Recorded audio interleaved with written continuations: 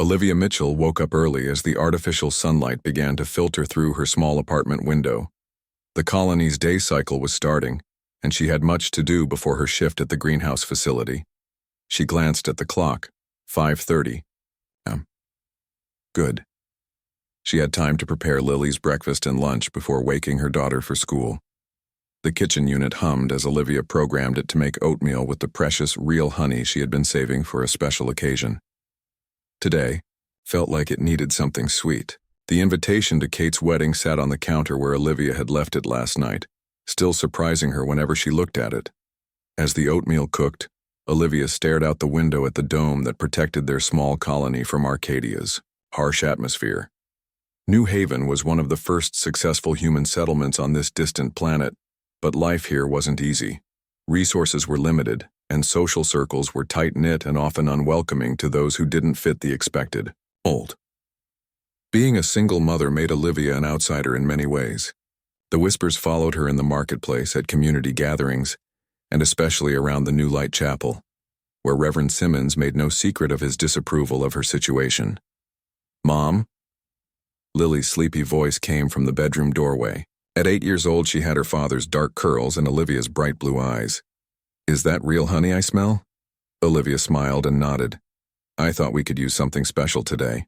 I got an invitation to Aunt Kate's wedding yesterday." Lily's eyes widened with excitement. "Are we really going? Will there be cake? Can I wear my blue dress?" "Yes, to all three," Olivia laughed, dishing up the oatmeal. "Kate specifically asked for both of us to come. The wedding is this Saturday at the chapel, and then there's a reception at the community hall." Lily's smile faded slightly. "But Reverend Simmons doesn't like us." The simple truth in her daughter's words made Olivia's heart ache. She sat down next to Lily and took her small hand. "Reverend Simmons doesn't know us very well," she said carefully. "And this is Kate's special day. She's been my friend since we were younger than you, and she wants us there. Will there be other kids for me to play with?" Lily asked, digging into her breakfast. "I'm sure there will be. And guess what? The rumor is that William Carter himself might attend the wedding." Lily's eyes grew round. "The William Carter? The one who owns everything?" Olivia chuckled. "He doesn't own everything, but he did fund our colony and many others. No one has seen him in person for years, though. He mostly stays on Earth or his space stations, but since he's old friends with Greg's family, people think he might come." After breakfast, Olivia helped Lily get ready for school. As they walked through the residential sector toward the education dome, neighbors nodded politely but kept their distance. Olivia had grown used to this treatment over the 3 years since John's death, but it still stung to see how it affected Lily. "Mrs. Mitchell," a friendly voice called out. Olivia turned to see Sam Cooper, one of the few colonists who had always been kind to her. He worked in communications and had been on duty when the news of the pirate attack on John's transport ship had come through. "Morning, Sam," Olivia smiled. "How are things at the comm center?" "Busy. We got word that a private shuttle is coming in tomorrow. High security clearance, very hush-hush. Makes me think the rumors about Carter might be true." Sam winked at Lily. "You excited about the wedding, kiddo?" Lily nodded eagerly. "Mom says I can wear my blue dress. You'll be the prettiest one there after the bride," Sam assured her. Then, lowering his voice, he added to Olivia, "Just a heads up. I overheard Reverend Simmons talking with some of the church council members yesterday. They weren't too happy about Kate inviting you. Might want to prepare yourself." Olivia sighed. "Thanks for the warning, but Kate insisted and I won't let her down." After dropping Lily at school, Olivia headed to the greenhouse facility where she worked as a senior technician. The enormous glass and metal structure was filled with rows of plants from both Earth and Arcadia, carefully crossbred to create crops that could thrive in this world's soil once properly treated. Olivia's latest project involved developing a strain of wheat that could grow using 30% less water than standard Earth varieties. If successful, it would allow the colony to expand its agricultural sector without taxing their limited water recycling systems. "The new hybrid is showing promising results," her colleague Ben noted as they examined the test plots together. "Your modification to the root structure was brilliant." "Thanks," Olivia said, checking readings on her tablet. If this works, we might be able to help other colonies struggling with water shortages. Is that why Carter Enterprises has been requesting your research data? Ben asked casually. Olivia looked up in surprise. What? No one told me about that. Ben shrugged. Came through official channels last week. I thought you knew. They've requested everything related to your water-efficient hybrids. This was unexpected news. William Carter's company controlled most of the funding for outer colony research, but they rarely took direct interest in specific projects unless they showed exceptional promise. As Olivia finished her workday and picked up Lily from school, her mind kept returning to this new information. Why would Carter Enterprises be interested in her work specifically? And was it just coincidence that this happened right as rumors of William Carter visiting the colony were circulating? At home that evening, Olivia pulled out the one luxury she had brought from Earth, a real silk dress in deep green that she had worn to her own wedding. It would need adjustments to fit her now, but with some work, it would be perfect for Kate's wedding. As she began pinning the fabric, Lily watched from the doorway. Was Dad real? She asked suddenly. Olivia's hands froze. Of course he was real. Why would you ask that? Zach Miller said his mom told him you made up my dad because you were ashamed. Lily's voice was small. Olivia set down the dress and pulled her daughter into a tight hug. Your father was John Mitchell, the bravest man I ever knew. We were married on Earth before coming to Arcadia. He died protecting people from bad men who attacked his ship. Never doubt that he was real and that he loved us very much. As Lily fell asleep that night, Olivia looked at the wedding invitation again. Despite Sam's warning and her own misgivings, she was determined to attend. Kate had stood by her when many others turned away, and Olivia would not fail her friend now, no matter what Reverend Simmons and his church thought of her. What Olivia couldn't know was that the upcoming wedding would change everything, not just for her and Lily, but for the entire New Haven colony. Saturday morning arrived with the soft chime of Olivia's alarm. She had been awake for hours already, her mind racing with thoughts about the wedding. Beside her, Lily slept peacefully, unaware of her mother's worries. Olivia slipped out of bed and went to the small bathroom to prepare. The water ration for today was enough for both of them to have proper showers, a luxury she had planned for by saving some of their weekly allocation. As the warm water ran over her, she rehearsed what she would say if confronted by any of the church members who disapproved of her. After her shower, Olivia carefully styled her hair and applied a small amount of makeup, saved for special occasions. The green dress she had altered hung on the door, looking almost new after her careful work. She touched the fabric gently, remembering the day she had worn it to marry John. Mom, is it time to get ready? Lily stood in the doorway, rubbing sleep from her eyes. Yes, sweetheart. Your dress is laid out on your bed and I've drawn your bath. Use the nice soap today. While Lily bathed, Olivia prepared a simple breakfast of synthetic eggs and toast. Their food synthesizer was an older model, but it did the job well enough for basic meals. Real food was reserved for the greenhouse workers' cafeteria or special community events. Will there be real cake at the wedding? Lily asked as she came into the kitchen in her robe, her wet hair wrapped in a towel. Yes, Kate messaged me yesterday. They're using real flour and sugar from the last Earth shipment, and Greg's family managed to get real chocolate somehow. Lily's eyes widened. Chocolate?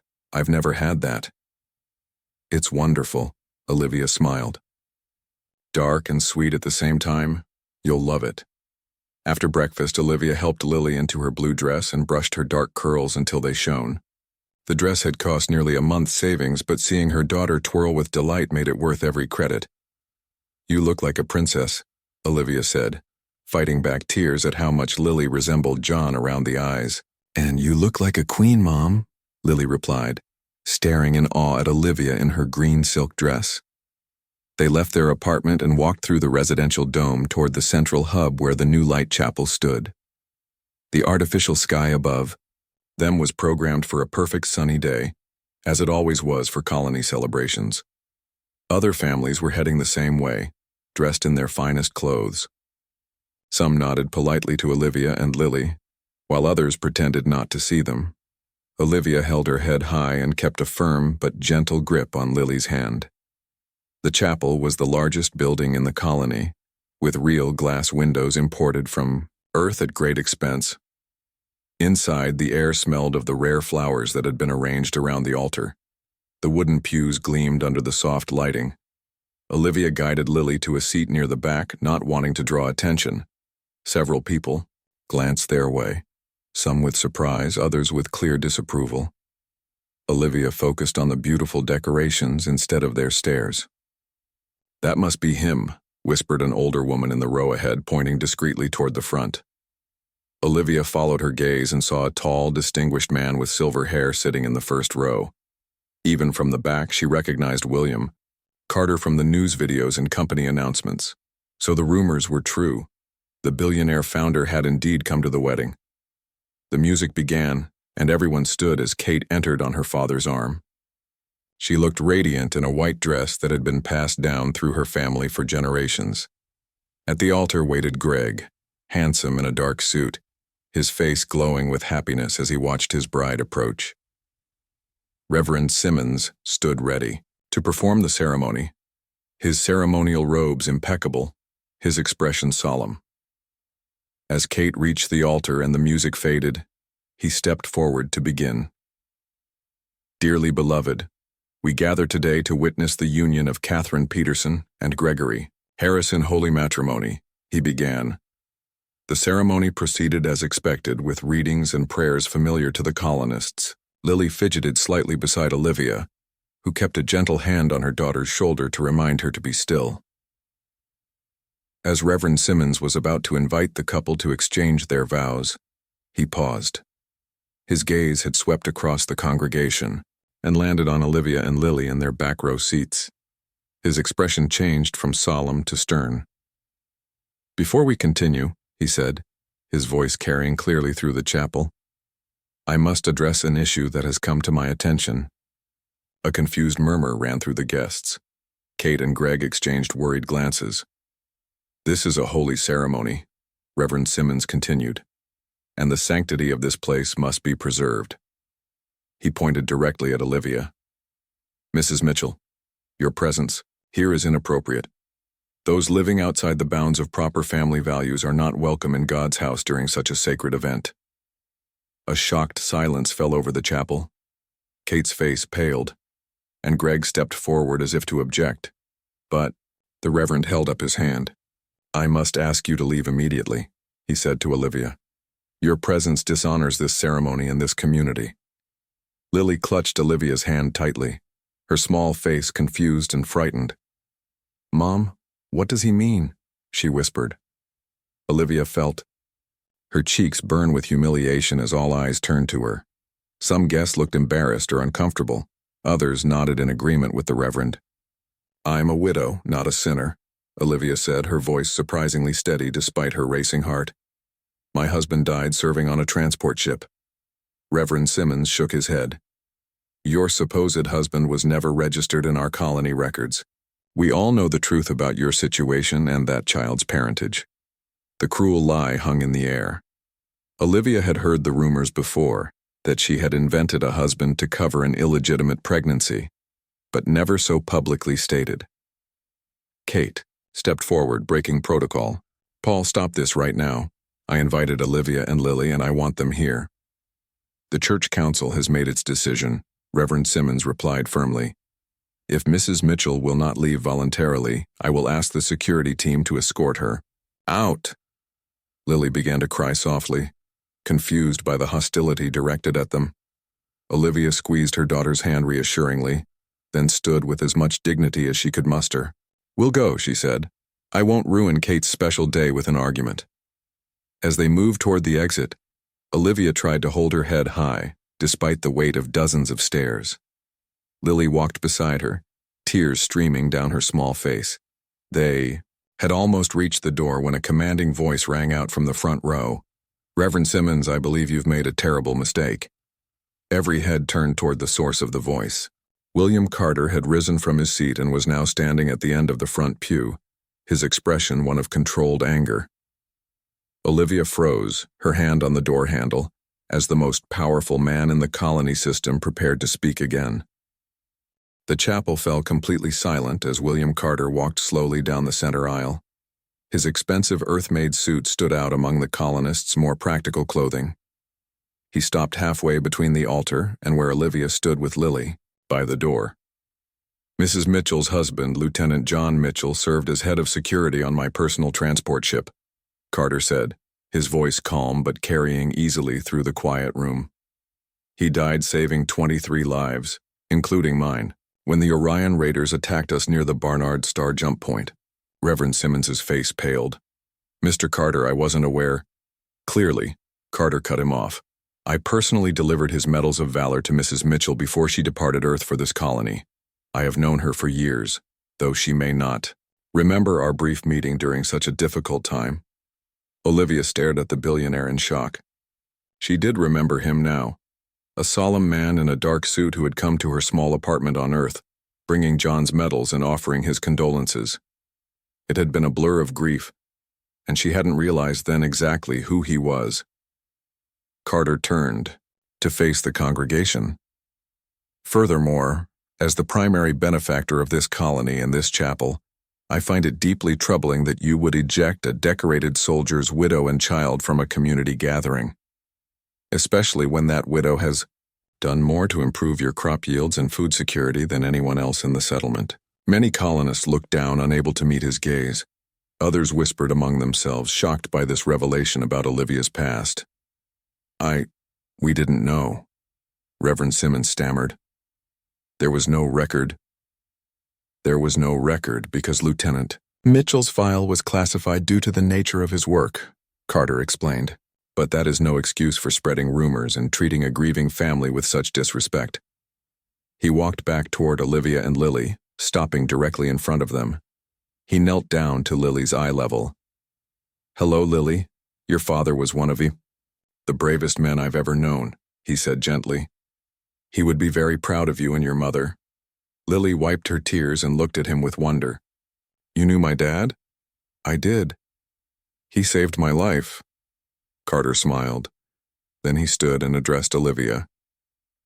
Mrs. Mitchell, I apologize for not making these facts clear to the colony administration when you arrived. I respected your wish to make your own way without special treatment, but I see now that was a mistake on my part. Kate stepped forward from the altar, her white dress rustling. Olivia, please stay. This is exactly the kind of ignorant treatment I was hoping to change by having you here today. Greg joined his bride-to-be. Reverend Simmons, I believe we were in the middle of a wedding ceremony. We'd like to continue with all of our guests present. Reverend Simmons looked from the couple to William Carter, then to the congregation. Watching the scene unfold, he cleared his throat. Of course, I apologize for the interruption and the misunderstanding. Please, everyone, let us continue with this joyous occasion. He gestured for Olivia and Lily to return to their seats, but William Carter shook his head. I think Mrs. Mitchell and her daughter would be more comfortable sitting with me, he said, offering his arm to Olivia. If that's acceptable to you. Stunned, but grateful, Olivia nodded. She and Lily followed Carter to the front row, where he made space for them beside him. The whispers followed them, but now they held a very different tone, one of surprise and dawning respect rather than judgment. The wedding ceremony resumed, with Kate and Greg exchanging their vows. Lily sat between Olivia and William Carter, occasionally glancing up at the billionaire with curiosity. Carter, for his part, seemed genuinely interested in the little girl, helping her follow along in the program and quietly explaining parts of the ceremony when she had questions. When the newlyweds were pronounced husband and wife, the chapel erupted in applause. As they walked back down the aisle, Kate squeezed Olivia's hand as she passed, mouthing, "Thank you for staying." After the ceremony, guests moved to the community hall for the reception. Colorful decorations brightened the usually plain space, and tables were set up around a small dance floor. A real band, 5 colonists who played instruments brought from Earth, set up in the corner. Olivia hesitated at the entrance, unsure where to sit now that the formal seating arrangement had been disrupted. Carter seemed to sense her discomfort. Bride has placed you at the main table, I believe, he said, pointing to a card with her name. And Lily is seated with the other children at that smaller table near the cake. Mr. Carter, Olivia said quietly, thank you for what you did back there, but I have to ask, why? Why step in like that after all these years? Carter's expression grew serious. Because I made a promise to your husband. He asked me to look out for you both if anything happened to him, but to do it from a distance, to let you build your own life. I've kept track of your work, your successes, but watching that man dishonor both you and John's memory today, I couldn't stay silent. Their conversation was interrupted as other guests approached Carter, eager to speak with the famous billionaire. He excused himself politely, promising to continue their discussion later. Olivia found her seat at the main table, where Kate and Greg soon joined her. Kate immediately pulled her into a hug. I'm so sorry about what happened, she whispered. I knew some people might be difficult, but I never expected Paul to make a public scene like that. It's not your fault, Olivia assured her. And in a strange way, I'm almost glad it happened. At least now people know the truth about John. Greg shook his head. The Reverend has gotten too comfortable with his power in the colony. The council needs to have a serious discussion about his leadership.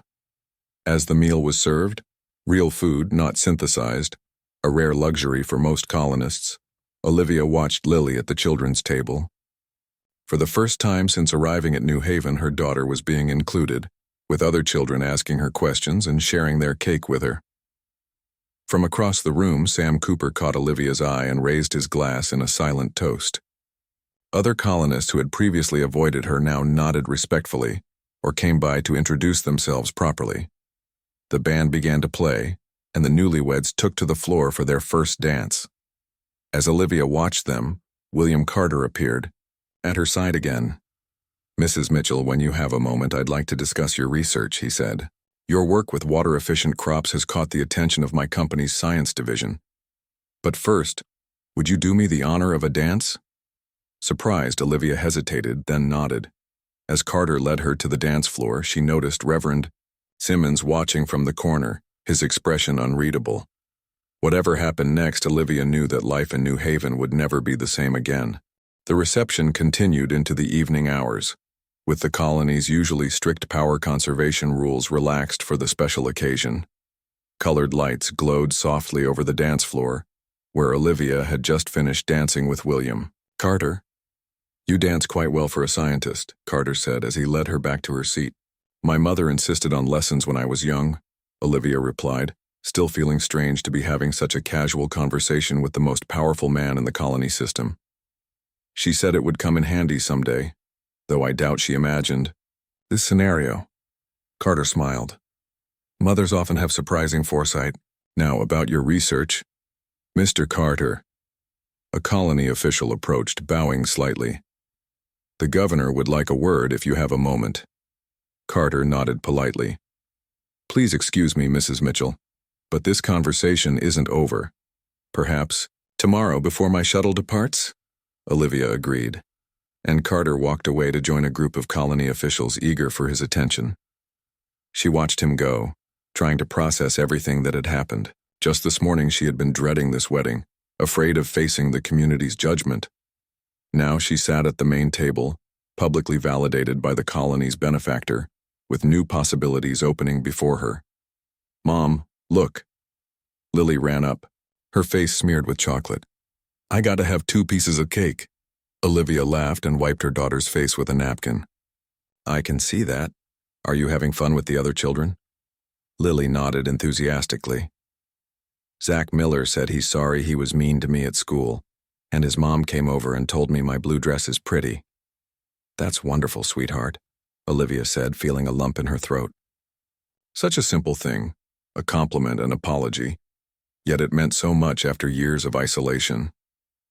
As the evening went on, more colonists approached Olivia, some to apologize, others simply to introduce themselves properly. Sam Cooper sat down beside her during a break in the music. Quite a day, he said, offering her a cup of punch. From outcast to the guest of honor in one dramatic scene. How are you holding up? Olivia took a sip of the sweet drink.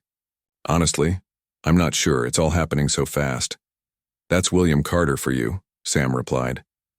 When he moves, things change quickly. The comm center has been buzzing since the ceremony. Word of what happened has already spread to the other domes. What are people saying? Olivia asked nervously. Mostly that Reverend Simmons overstepped badly, and everyone's curious about your connection to Carter. But the focus is shifting to what this might mean for the colony. Carter hasn't visited any settlement in person for years. People are hoping he's here to announce new funding or projects. The newlyweds stopped by their table, Kate radiant with happiness despite the earlier drama. Best wedding ever, she declared, hugging Olivia. Nothing like a good scandal to make. Sure everyone remembers your special day, Greg laughed. Kate's been wanting to shake things up in this colony since we moved here. Leave it to her to do it at our own wedding. I'm sorry if I caused problems, Olivia began, but Kate waved her apology away. Are you kidding? You should have seen the council members' faces when Carter stood up for you. Priceless. Besides, maybe now people will start questioning some of the other outdated attitudes around here. Later, as the party wound down, Olivia found Lily asleep, in a corner, curled up on a bench with another child's jacket tucked around her as a blanket. As she gathered her sleeping daughter in her arms, William Carter approached again. Let me help you with that, he offered, carefully lifting Lily. I assume you're still in the same apartment block, near the East Hydroponics section? Olivia nodded, surprised he knew where she lived. I'll walk with you, Carter said, carrying Lily as if she weighed nothing. There's much we need to discuss, and I'm leaving tomorrow afternoon. They walked through the quiet corridors of the colony, the night cycle in full effect with dimmed lighting to save power.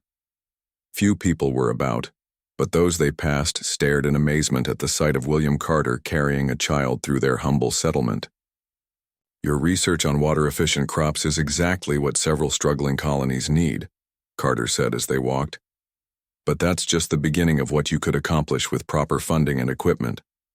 I'm just trying to help our community survive, Olivia replied modestly. And that's precisely why your work is exceptional. You understand what these colonies truly need. Carter paused outside her apartment door. I want to offer you a position leading a new division of Carter Enterprises, terraforming research, focusing on sustainable agriculture for colony worlds. Olivia stared at him in shock as she unlocked her door. You want me to work for you? But that would mean leaving New Haven. Carter gently laid Lily on the couch while Olivia turned on the lights. The small apartment seemed even more modest with this powerful man standing in it. Not necessarily, he said, looking around. I've been considering establishing a research center here on Arcadia. The planet's challenging conditions make it an ideal testing ground for new agricultural methods. Olivia's mind raced with the possibilities. A research center here would create jobs, bring in resources. Exactly. It would benefit the entire colony, not just your work. Carter moved toward the door. Think about it tonight. We can discuss details tomorrow morning. I'll send a shuttle for you at 9. After he left, Olivia changed the sleeping Lily into her nightclothes and tucked her into bed. Then she sat by the window, looking out at the dome that protected them from Arcadia's harsh environment. A research center here would transform New Haven. No more scraping by on limited resources. No more social isolation. Lily could grow up in a thriving community, with educational opportunities Olivia had only dreamed of providing her. But questions nagged at her. Why was Carter suddenly taking such an interest in her work? He claimed to have been keeping track of her all along, but why step forward now? And why offer to build an entire research facility rather than simply recruiting her to one of his existing centers? Despite her questions, Olivia felt something she hadn't experienced in years. Hope, not just for herself and Lily, but for their future in this colony that had never fully accepted them until today. She finally went to bed well past midnight, her mind still buzzing with possibilities. Tomorrow would bring answers, and perhaps a new beginning for both of them. Morning came too quickly. Olivia woke Lily and explained that they had an important meeting with Mr. Carter. Is he really going to help us? Lily asked, as Olivia helped. Her dress He might help the whole colony, Olivia replied carefully, not wanting to promise too much. He's interested in the work I do with plants. They ate a quick breakfast, and precisely at 9, a message came through on Olivia's comm unit. A shuttle was waiting at the colony's main entrance. Ready for an adventure? Olivia asked, taking Lily's hand. The little girl nodded, her eyes bright with excitement. Together they headed toward a future that, just yesterday, Olivia could never have imagined. The shuttle waiting for Olivia and Lily was unlike anything they had seen before. Its sleek silver hull gleamed in the morning light filtering through the colony's dome. 2 uniformed pilots stood beside it, snapping to attention as Olivia and Lily approached. Mrs. Mitchell and Miss Mitchell, one greeted them formally. Mr. Carter is expecting you. Please come aboard. Inside, the shuttle was spacious and luxurious, with soft leather seats and large viewing windows. Lily gasped as she climbed in, her eyes wide at the plush interior. This is like the pictures in my storybooks, she whispered to Olivia. The flight lasted only minutes as they traveled to the other side of the colony, where Carter's private facility had been set up. Olivia had known it existed, everyone did, but few colonists had ever been invited inside. They landed on a private pad, and the doors opened to reveal William Carter waiting for them. He wore casual clothes today, more practical for the colony environment than his formal suit from the wedding. Welcome, he said, offering his hand to help them down from the shuttle. I'm glad you could join me this morning. I have much to show you. He led them into a large building filled with advanced equipment and thriving plants. Scientists in white coats moved about recording data and tending to experiments. This is my private research facility, Carter explained. I established it 5 years ago to develop solutions for the challenges facing our outer colonies. Olivia looked around in amazement. The technology here was years beyond what she worked with in the colony's greenhouse. Why keep this hidden from the colony? She asked. This research could have helped everyone. Carter nodded. A fair question. The truth is, much of what we develop here isn't ready for implementation. We test theories, many of which fail. I didn't want to raise hopes, only to dash them. But now with your breakthrough in water-efficient crops, we're ready to take the next step. He led them into a conference room where a holographic display showed plans for a massive facility. This is my proposal, Carter said, activating the display. A new research center, built between domes 2 and 3, focused on sustainable agriculture and terraforming. Open to the colony, creating at least 50 new jobs initially with room to grow. Olivia studied the plans, recognizing elements of her own work incorporated into the design. And you want me to run this? She asked, still finding it hard to believe. Yes.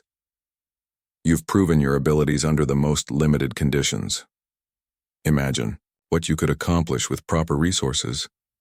Carter looked directly at her. This isn't charity, Olivia. It's sound business. Your methods could save billions in water reclamation costs across our colonies. Lily had wandered to the window where she was watching scientists work with plants that glowed with faint blue light. What about my daughter? Olivia asked. Any position I take has to allow me to care for her. Carter smiled. Of course. The facility will include a school and child care center for staff members. In fact, he added, glancing at Lily, your daughter's education is particularly important to me. Why? Olivia asked, suddenly suspicious. Why is my family so important to you beyond my research? Carter was quiet for a moment. He walked to the window where Lily stood and knelt beside her. Lily, would you like to see our butterfly garden? My assistant can show you. The butterflies were specially bred to pollinate our experimental plants. Lily looked to her mother for permission. When Olivia nodded, a young woman led Lily through a side door, leaving the adults alone. I owe John my life, Carter said once Lily was gone. Not just from the pirate attack. Before that, when he first joined my security team, he uncovered a plot within my company. Employees planning to sell dangerous technology to the Orion Syndicate.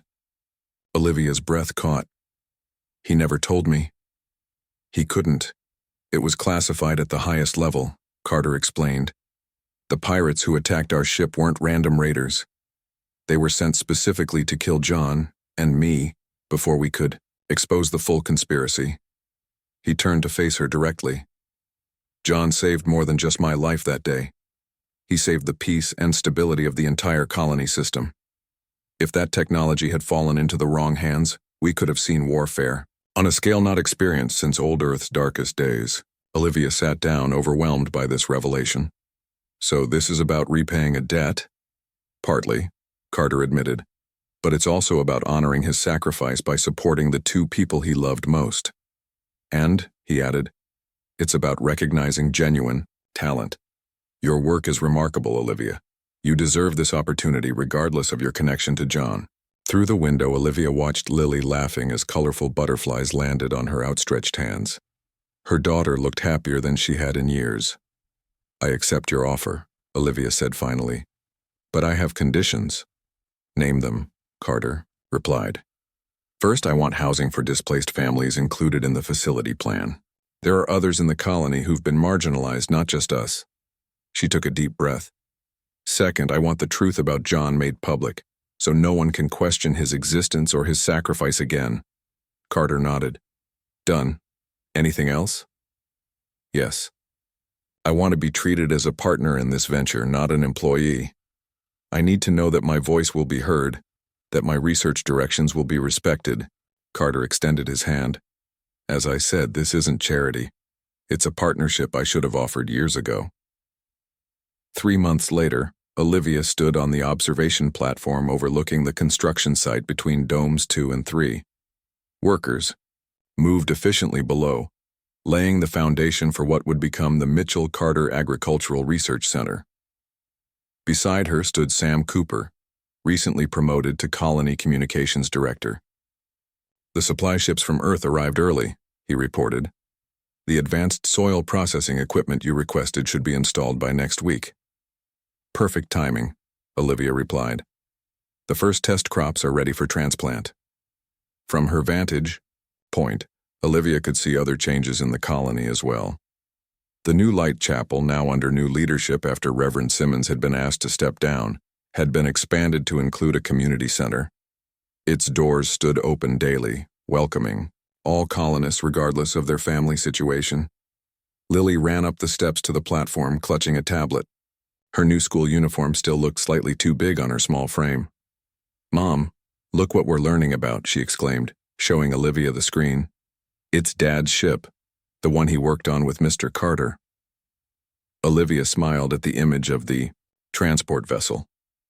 A documentary about John's heroism had been included in the colony's educational curriculum, ensuring that his sacrifice would never be forgotten. Mrs. Mitchell, a voice called from below. One of the engineers was waving to get her attention. We need your approval on the greenhouse layout. Duty calls, Olivia said to Sam. Can you watch Lily for a few minutes? As she descended the stairs to the construction site, Olivia thought about how much had changed in just 3 months. From outcast to colony leader, from struggling single mother to respected scientist. The path hadn't been easy. Some colonists still whispered behind her, back, resistant to change. But more had embraced the new opportunities the research center brought. New housing, jobs, and resources had transformed New Haven from a struggling outpost to a thriving community. Later that evening, as Olivia tucked Lily into bed in their new, larger apartment, her daughter asked a question. Mom, are we happy now? Olivia smoothed back Lily's dark curls so like John's. Yes, sweetheart, I think we are. Are you happy? Lily nodded sleepily. I have friends now. And people know Dad was real and brave. And you smile a lot more. I do have a lot more to smile about, Olivia agreed, kissing her daughter's forehead. As Lily drifted off to sleep, Olivia went to the window and looked out at the partially constructed research center, its lights glowing against the night cycles. Darkness. Tomorrow would bring new challenges, new discoveries, new opportunities to help not just their colony, but countless others across human space. For the first time since losing John, Olivia felt truly at home on Arcadia. Not just surviving, but thriving, building something meaningful that honored his memory and secured their daughter's future. One person standing up for the truth had transformed not just her life, but an entire community. In this distant corner of human space, humanity had been tested and, after initially failing, had found its better nature. And in that small victory, Olivia saw hope for all human colonies among the stars.